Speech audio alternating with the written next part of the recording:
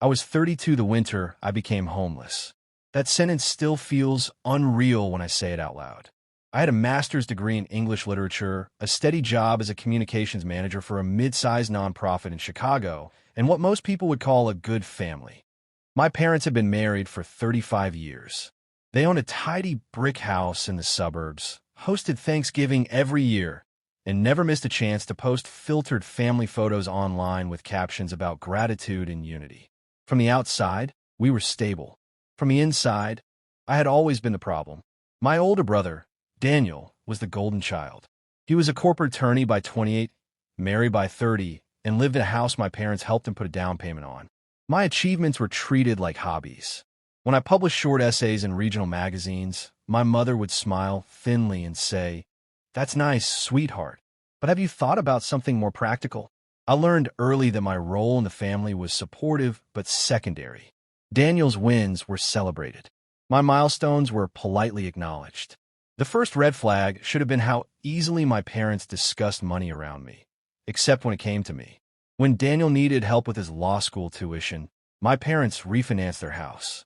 When he and his wife wanted to renovate their kitchen, my father quietly co-signed a line of credit. When I mentioned that Chicago rent had climbed beyond what my nonprofit salary could comfortably sustain, my mother would say, "Well, you chose a creative field." There was always an implication that I had made poor decisions by choosing passion over profit. I internalized that. If you've ever been underestimated, let me know in the comments. Because the subtle dismissal, the quiet belief that you're less competent, less serious, less deserving, doesn't hit all at once. It seeps in.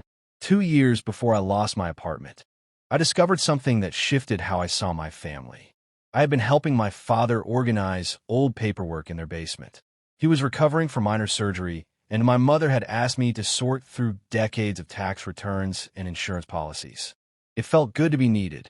While sifting through a metal filing cabinet, I found an envelope labeled Property, North Shore. I frowned. We didn't own property on the North Shore.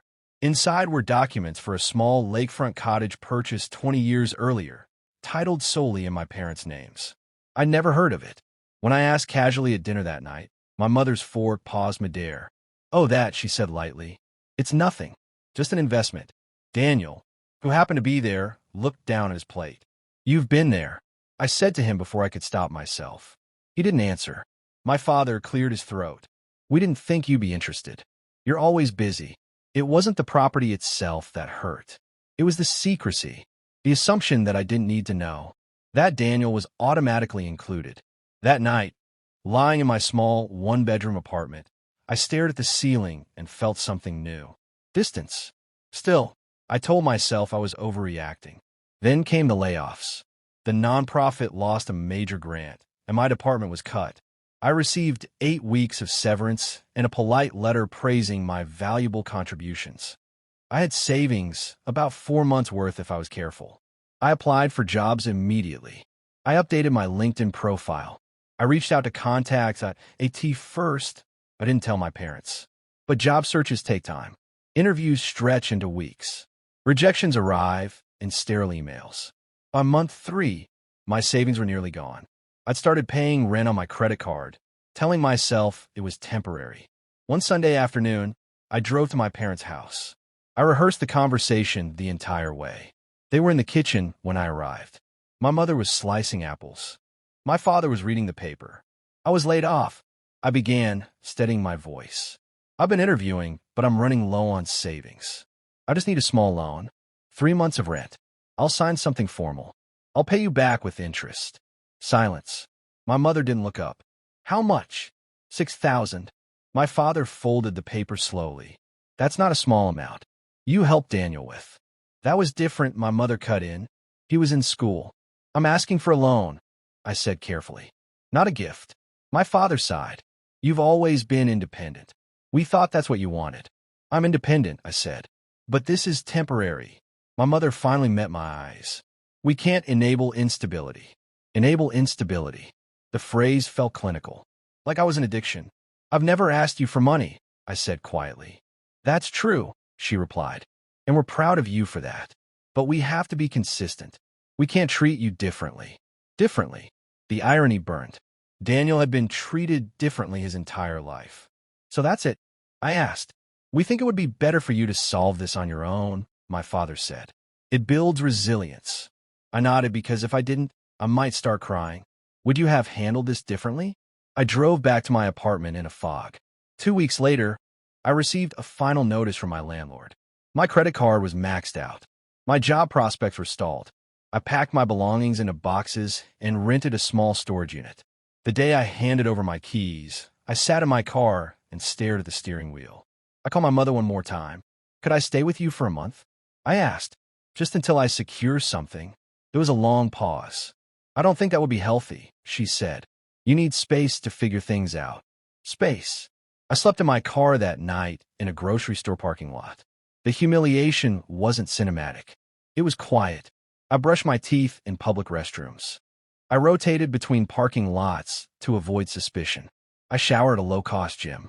I told almost no one. One evening, parked near Lake Michigan, I opened my laptop to distract myself. I started writing. At first, it was just journaling. Anger poured out of me. Scenes from childhood surfaced, small moments I had buried. The time my mother told relatives I was too sensitive when I cried at being excluded from a family vacation Daniel had attended. The way my father praised Daniel's strategic mind while describing me as creative but scattered. The property on the North Shore. Patterns emerged. I wasn't unstable. I had been conditioned to accept less. What happened next changed everything. I began shaping the journal entries into essays. Not vindictive rants, but precise, detailed accounts of favoritism, financial secrecy, and the psychological impact of being the scapegoat child. I changed names. I altered identifying details. But the emotional truth was intact. I wrote in libraries, in coffee shops when I could afford a single cup, in my car under streetlights. There was a strange clarity in having nothing. By month 2 of homelessness, I had 50,000 words. I pitched excerpts to online platforms under pseudonym. One essay, titled "The Daughter Who Was Too Much," went viral. Messages flooded my inbox. Women describing eerily similar dynamics. Mothers who withheld support. Brothers elevated beyond reproach. No one deserves to feel invisible in their own family. I wrote that line in a follow-up essay, and it became the most quoted sentence. An editor from a mid-sized publishing house reached out. She wanted to talk about expanding the essays into a memoir. I almost declined. The idea felt dangerous. But then I thought about the cottage, the lies, the phrase "enable instability" that I signed a contract 3 months later. The advance wasn't enormous, mid-5 figures, paid in installments, but it was enough to secure a modest apartment and pay off my debt. I didn't tell my parents. When I moved into my new place, I stood in the empty living room and let the silence settle. The book took a year to complete. My editor pushed for depth. Don't just describe what they did, she said. Show the systems that allowed it. So I did. I included financial specifics. The refinancing for Daniel's tuition. The line of credit. The concealed property. I consulted an attorney to ensure I wasn't crossing into defamation. We tightened language. We focused on documented events and personal experience. The manuscript was honest. It was also explosive. 2 months before publication, I received a text from Daniel. "Did you write an article about us?" My stomach dropped. "What do you mean?" "Mom's friend sent her something. Sounds familiar." I stared at the screen. The essays had been under a pseudonym, but details were distinctive. I wrote about my experiences. I replied. "You're exaggerating," he said. "They help you plenty." "Help me." I thought of the parking lots, the grocery store bathrooms. "I asked for a loan," I typed. "They refused. They were teaching you responsibility." The word responsibility felt like acid. "They co-signed your renovation," I wrote. "That's different." Of course it was. 2 days later, my mother called. Her voice was calm, almost amused. "I hear you're writing a book." "I am. I hope you're not planning to embarrass the family." I swallowed. "I'm telling my story." "There are 2 sides to every story," she said. "Be careful not to distort things." Distort? Did I distort the part where you wouldn't let me stay for a month? I asked. Silence. "That was about boundaries," she said finally. "It was about control." Her tone sharpened. You're being dramatic. I ended the call before my composure cracked. The publisher scheduled a modest marketing campaign, podcast interviews, digital features, early review copies. The title was finalized, Beneath the Polished Smile. It wasn't explicitly about my parents, but anyone who knew us well enough would recognize the outline. As release day approached, anxiety coiled in my stomach. I wasn't afraid of strangers' opinions. I was afraid of what would happen when the story they buried became public. And then, 3 weeks before publication, I received a cease and desist letter from a law firm representing my parents. They claimed the manuscript contained false and defamatory statements and demanded the publisher halt distribution. My hands trembled as I read it. The letter cited specific passages, the financial details, the concealed property, the refusal of housing. They threatened litigation. I forwarded it to my publisher's legal team. Within 48 hours, their attorney responded with documentation I had provided. Bank statements showing Daniel's co-signed loan. Property records confirming the cottage. Email correspondence requesting help. Everything was factual. The publisher stood firm. But the letter told me something crucial. They were scared. The book hadn't even been released. And already, they were trying to silence it. Release day arrived on a gray Tuesday morning. I sat alone in my apartment, refreshing the sales dashboard. Orders ticked upward slowly, then faster. By evening, Beneath the Polished Smile had climbed into the top 10 in its category. I received an email from my editor with one line. We might have something here. That night, my phone buzzed nonstop. Messages from old classmates, distant relatives, even Daniel's wife. I had no idea, she wrote. By the end of the week, the book hit a national bestseller list. Media requests multiplied. And then my parents called, not to congratulate me, to demand a meeting. We need to discuss the damage you've done, my father said. Damage. I agreed to meet them at a neutral location, a quiet conference room at my publisher's office, with legal counsel present. If they wanted to escalate, I would be prepared. As I walked into that building, I realized something fundamental had shifted. I was no longer the daughter asking for $6,000. I was the author of a bestseller that had exposed the story they buried, and I had documentation to back every word. When I opened the conference room door and saw my parents sitting across from my attorney, their expressions tight with controlled outrage, I understood this confrontation would decide everything. When I walked into the conference room, my parents were already seated. My mother's posture was rigid, her handbag placed precisely on the table as if staking territory. My father sat beside her, jaw tight, a legal pad in front of him, though he hadn't written anything. Across from them sat my publisher's attorney, Miss Kaplan, mid-50s, composed, the kind of woman who radiated calm authority without raising her voice. I took the empty chair beside her. No one smiled. My father spoke first. You've taken private family matters and turned them into a spectacle. His tone wasn't angry. It was controlled. That almost hurt more. I wrote about my experience, I replied. You portrayed us as neglectful, my mother said. Cruel. I portrayed what happened. Ms. Kaplan folded her hands. If we're going to discuss legal claims, let's focus on specifics. My mother's gaze flicked toward her, displeased. You published false implications about financial favoritism, my father said, and about property holdings. Ms. Kaplan opened a folder and slid photocopies across the table. Certified property records for the North Shore cottage. Loan documents listing Daniel and my father as co-signers. Bank statements I had painstakingly retrieved during the editing process. All statements in the manuscript are either supported by documentation or clearly presented as personal perception, Ms. Kaplan said. There is no defamation. My mother's face flushed. You had no right, she said to me. Families handle things internally. I held her gaze. I tried. Silence filled the room. My father leaned forward. What do you want? It was the first honest question they had asked. I wanted help, I said quietly. When I was homeless. My mother's eyes flickered, but she recovered quickly. You were not homeless. You were between apartments. I was sleeping in my car. My father's pen tapped against the pad. You exaggerate for effect. Ms. Kaplan intervened smoothly. We are not here to debate emotional language. Your cease and desist was reviewed. It lacks legal standing. The overconfidence drained from their posture, replaced by calculation. This was the villain overconfidence phase I had anticipated. They assumed intimidation would be enough. It wasn't.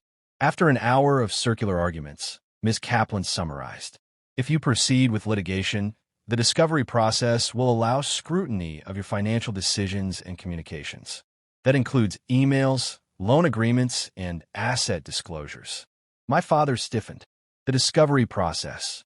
He understood exactly what that meant. Every private email discussing Daniel's future and my instability. Every conversation about the cottage. Public record. They left without another threat. I exhaled only after the door closed. The book continued climbing. Interviews grew more pointed. Hosts asked about generational favoritism, about financial transparency, about adult children denied safety nets that I answered carefully, sticking to documented facts and personal experience. "Tell me where you're listening from."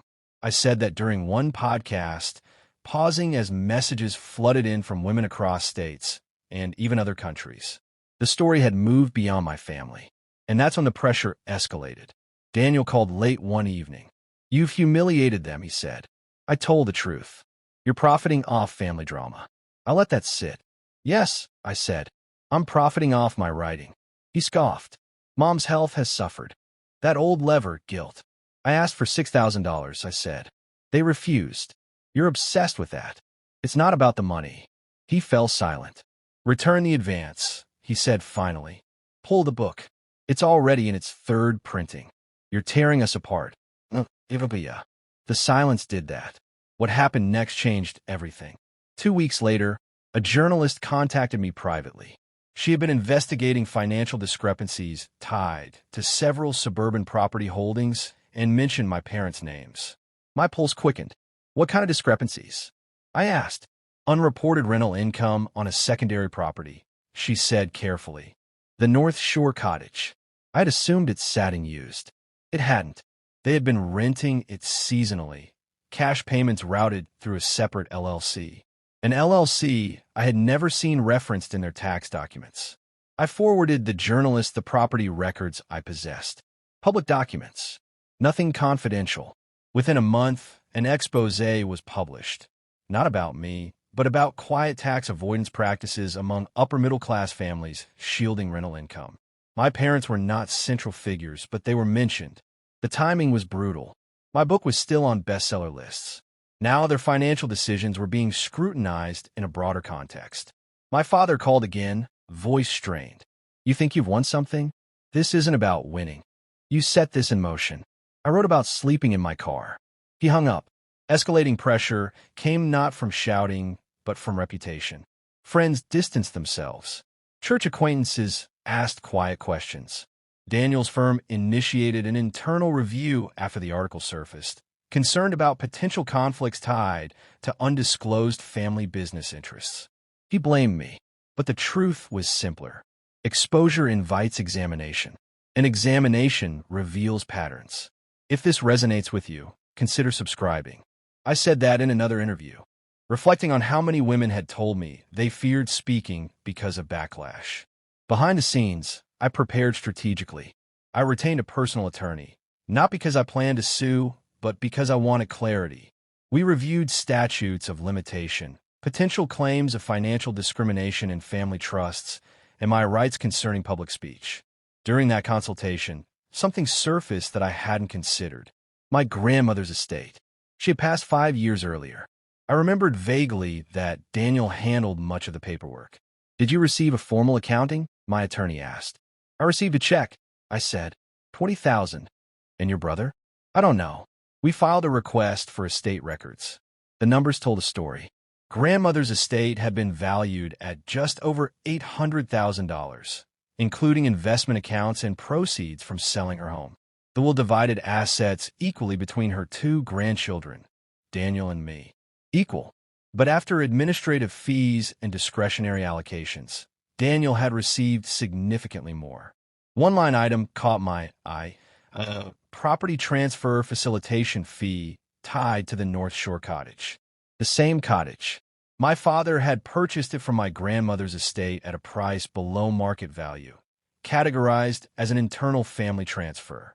The difference in valuation effectively reduced my share. It was legal, structured carefully, but ethically murky. My attorney leaned back. They minimized estate value before distribution, she said. It's not necessarily illegal, but if fiduciary duties were breached, it could be challenged. My heart pounded. This wasn't about revenge. It was about pattern. Financial maneuvers that benefited one child consistently. We sent a formal letter requesting full accounting transparency and documentation supporting fiduciary decisions. Daniel's response was immediate and defensive. You're digging for dirt now? I'm asking for records. Said, you already destroyed our reputation. I didn't touch the estate. He exhaled sharply. Mom and Dad needed the cottage secured. At my expense? You always see yourself as a victim. I ended the call calmly. The difference now was composure. I wasn't asking from desperation. I was asserting from stability. Sales continued strong. Translation rights sold in 2 countries. The paperback edition was scheduled. At a live literary event, I read the chapter describing the night in the grocery store parking lot. The room was silent. Afterward, a woman in her 40s approached me, tears in her eyes. My parents did the same thing, she said. They called it tough love. No one deserves to feel invisible in their own family. I repeated that line on stage. Weeks later, my parents requested another meeting. This time, no threats, just a request. We met at a mediator's office. My mother looked smaller somehow. We want resolution, she said. Define resolution, I replied. My father slid a folder across the table. Inside was a proposal, a financial settlement equalizing the difference from my grandmother's estate, plus accrued interest. A formal acknowledgement of miscalculated asset valuation, carefully worded to avoid admission of wrongdoing. In exchange, they requested a private family statement affirming that misunderstandings had occurred but were resolved. It wasn't an apology. It was containment. I studied the numbers. The settlement would be substantial, well into 6 figures with interest. Why now? I asked. My father's shoulders sagged slightly. The scrutiny is exhausting. Honesty at last. And I pressed. My mother's voice cracked for the first time. We didn't realize how it looked. It felt worse than it looked, I said. The mediator cleared her throat gently. You have leverage, she told me later in private. Use it thoughtfully. Would you have handled this differently? I asked myself that question repeatedly. Litigation would be messy, public prolonged. Settlement offered acknowledgement and financial correction. I added one condition, a written statement, not for public release, but for me. An acknowledgement that when I asked for help during unemployment, they chose not to provide it despite having the means. It was not about money. It was about truth documented. They resisted. Then they agreed. The settlement was finalized within 2 months. Funds were transferred. Estate discrepancies corrected. Daniel sent a single-line email. I hope you're satisfied. Satisfied was not the word. Stable was. The public narrative quieted over time. My parents never publicly admitted fault. They maintained a version of events that preserved dignity. But privately, the record existed. And more importantly, I existed differently. Financially independent, legally informed, emotionally clear. At a year anniversary event for the book, I stood before a packed room. I spoke not about revenge, but about reclamation. About how homelessness stripped illusion. About how writing transformed silence into leverage. Sometimes walking away is the strongest move you can make. I said that at the end of my talk, and I meant it. I did not reconcile with my parents in a cinematic embrace. We maintained limited contact, civil, careful. The power shift wasn't about humiliating them publicly. It was about refusing invisibility. They refused to help when I was homeless. That decision forced me into a season that broke something open inside me. The bestseller exposed the story they buried. But more than that, it exposed the systems that allowed it. I no longer ask them for validation. I no longer accept narratives that shrink me. The girl who slept in her car wrote her way into rooms they can't control. And that is enough.